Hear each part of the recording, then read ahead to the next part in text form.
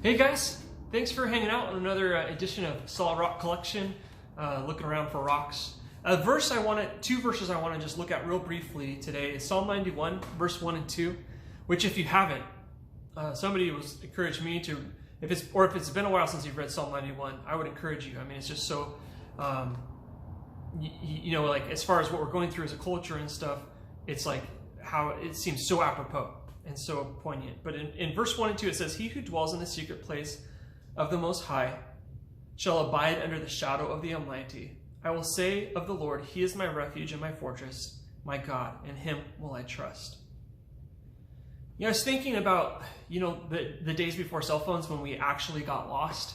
And, right now, in this day and age, it's not even like a concept like some people have, unless your phone battery dies.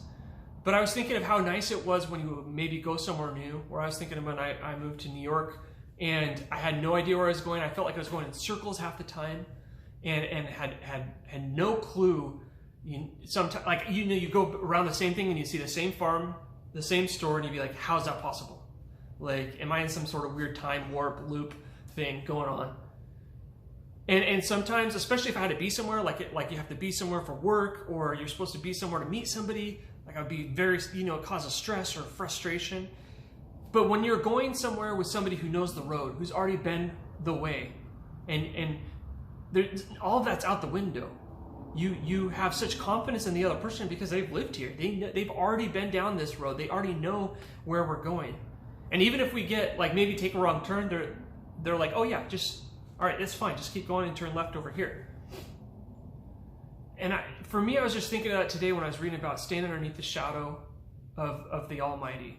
Dwelling in that secret place, living, breathing and having that be our abode of the place of nearness, close enough to Him that we are underneath His shadow. Just like the children of Israel who, as they wandered the wilderness, it says that there was a fire by night and a shadow by day, and they stayed underneath that shadow, knowing that His protection was above them from that hot summer sun.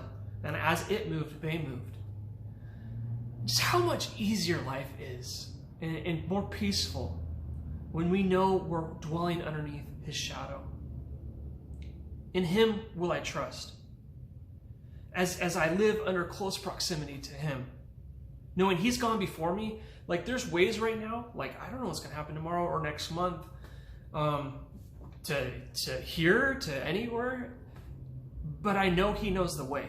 And He's the God both now, yesterday, today, and forever. Meaning He already sees everything before even time began. He already knew me. He already saw where I was going to be and the steps.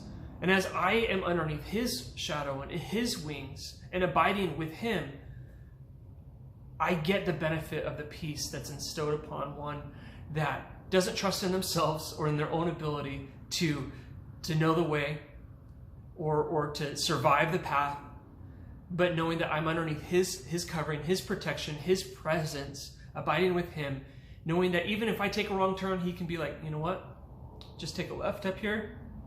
We're still going forward. We're still going to get there. Just keep going. The main thing is just to stay underneath my shadow, stay near me, and we'll see it through. Another verse real quick. Psalm 23:4. "Yea, though I walk through the valley of the shadow of death, I will fear no evil. For you are with me. Your rod and thy staff, they comfort me." I know it's obvious, but really to the degree I'm aware of God's presence with me and His care and protection of me will be the degree, just like in that verse, that I will fear no evil. So, because it says, even though I walk through the valley of the shadow of death, I will fear no evil. Why? It answers the question, for you are with me. If I'm fearing evil, oftentimes I need to go backwards and say, am I really walking with the Lord closely or trusting in Him? Am I walking through the valley of shadow of death, or am I sitting down in the middle of it and setting up shop? His paths that He leads us in, even in this life, or the ones we find ourselves on, can be very deep, kind of like this is talking about, gloomy and dark. And sometimes I get stuck in thinking that valleys are destinations, not passages. I think that this valley, this is how it is. And this shadow that's been cast upon me, that's very,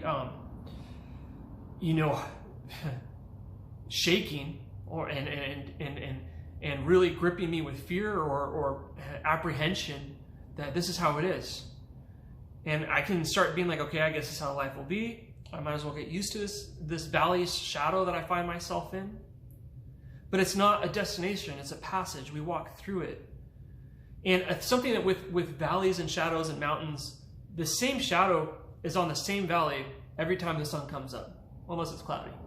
But you know what I mean? It's not like a valley with mountains on either side or cliffs.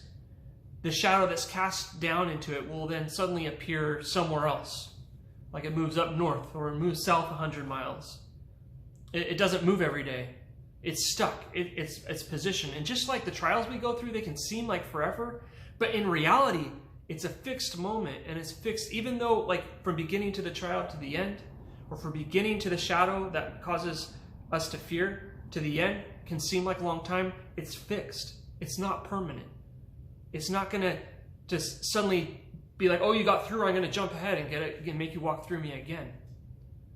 Versus the Lord's shadow that does move. The Lord's shadow is a wonderful shadow. And as we abide underneath it, we fear no evil, for he is with us. His rod and his staff comfort us. Amen. God bless you guys.